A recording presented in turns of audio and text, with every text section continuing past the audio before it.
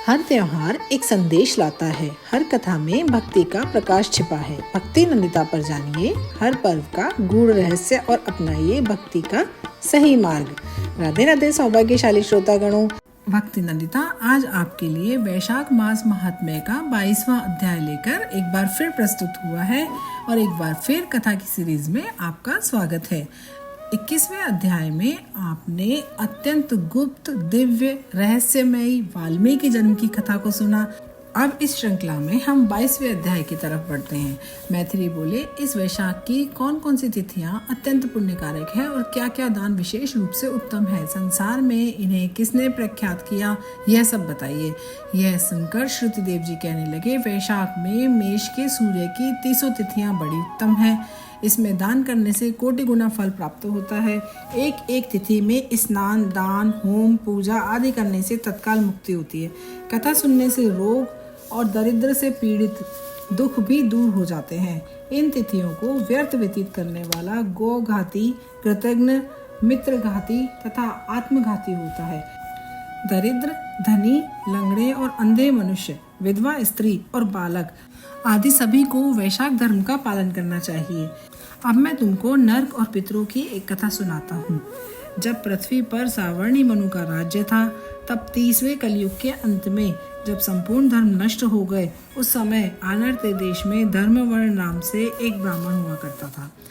उसने कलयुग के पहले चरण में मनुष्यों को पापों से युक्त और अपने अपने वर्ण धर्मों से हीन देखा।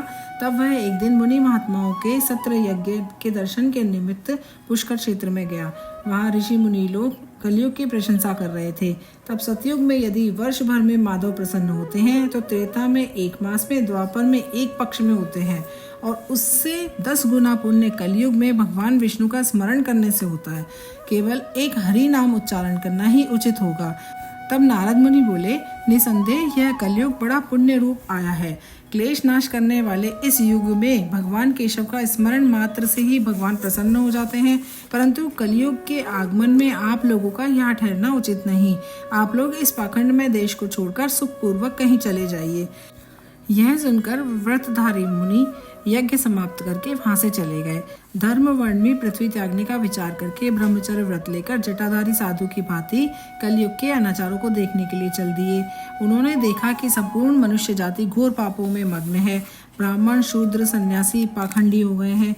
ब्राह्मण और शूद्र सभी के कर्म एक जैसे हो गए हैं तथा सन्यासी पाखंडी हो गए हैं। पति पत्नी में, गुरु शिष्य में, सेवक स्वामी में, पिता पुत्र में परस्पर विरोध रहता है। ब्राह्मण शूद्रवत और गौ बकरी के समान रह गए हैं। वेद कहानी मात्र रह गए हैं। सत्य धर्म कर्म साधारण हो गए हैं और देवताओं की जगह भूत प्रेत आदि की पूजा होती है। अधर्मी और नीच पूज्य हो गए हैं। इस युग में भाई बहन से, पिता पुत्री से समागम करते हैं। साधु महात्माओं का अपमान होता है और पापियों का सत्कार होता है। एवं सर्वत्र घोर दुराचार हो रहा है। यह सब देखते घूमते आश्चर्य युक्त होकर वे पितृलोक में गए। वहाँ पितृगणों को बड़ा भयंकर दुख में अंध कुओं में पड़े हुए त्राहि त्राहि करते हुए देखा, जहाँ किसी प्रकार का कोई सहारा नहीं था।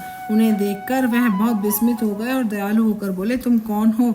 तुमने ऐसे कौन से घोर दुष्कर्म किए थे जिनसे तुम यहाँ पड़े हो? तुम किस गोत्र में उत्पन्न हुए? तुम्हारा कैसे उद्धार होगा?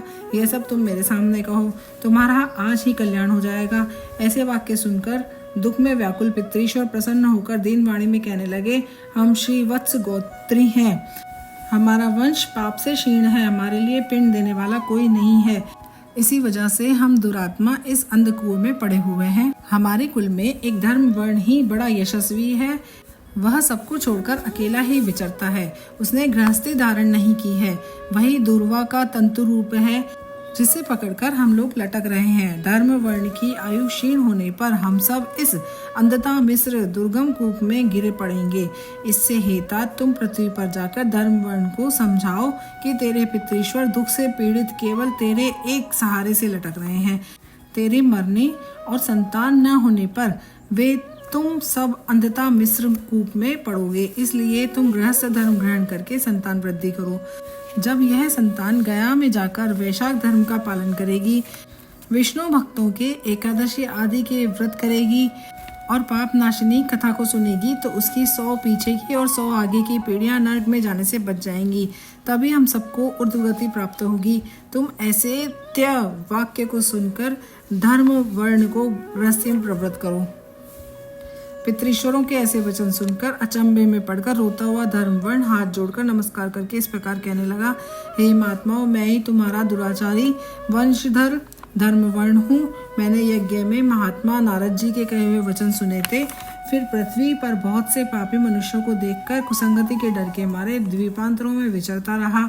इस समय कलयुग के अंतिम पाद में 3.5 भाग व्यतीत हो गए हैं। अब मैंने आपका दुख दूर नहीं किया, परंतु मैं आपकी आज्ञा का पालन करके देव ऋषि और पितृश्वरों का तर्पण एवं पूजन करूंगा। आप आशीर्वाद दें कि संसारी कर्तव्य करने पर भी मुझे कलयुग की बाधा न हो। हे राजन, धर्मवर्ण के कहने पर पितृश्वर बोले, हे पुत्र, तू गृहस्थ धर्म में प्रवृत्त होकर संतान उत्पन्न करके हमारा उद्धार कर, क्योंकि जिसके घर में तुलसी वृक्ष, शालीराम शिला और महाभारत आदि ग्रंथ हैं, जहाँ कथा सत्संग होते रहते हैं, हरे स्मरण संकीर्तन वैशाख का धर्म नित्य शुभ कर्म होते रहते हैं, वहाँ कलयुग बाधा नहीं पहुँचाता है। हे पुत्र, इसलिए तू पापात्मा युग की चिंता मत कर, शीघ्र घर जा। इस माधव मास में सबके उपकार के लिए मेष की संक्रांति को सभी तिथियों में वैशाख धर्म का पालन कर, और जिसके करोड़ गुना फल मिलते हैं। चैत्र अमावस्या में पिंड दान, श्राद्ध आदि कर्म करके जल से भरा घड़ा जिसमें कपूर और अगर की वासना हो दान करके सबके उपचार के लिए गृहस्थ बनकर उत्तम संतान प्राप्त कर, पीछे मुनि की वृत्ति धारण कर सुखपूर्वक द्वीपों में विचरना।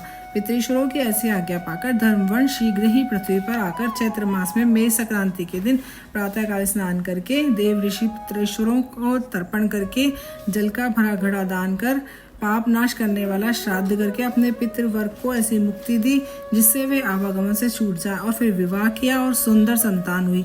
संसार में इस पापनाशिनी तिथि को प्रख्यात कर स्वयं भी प्रसन्न होकर गंधमादन पर्वत पर चला गया।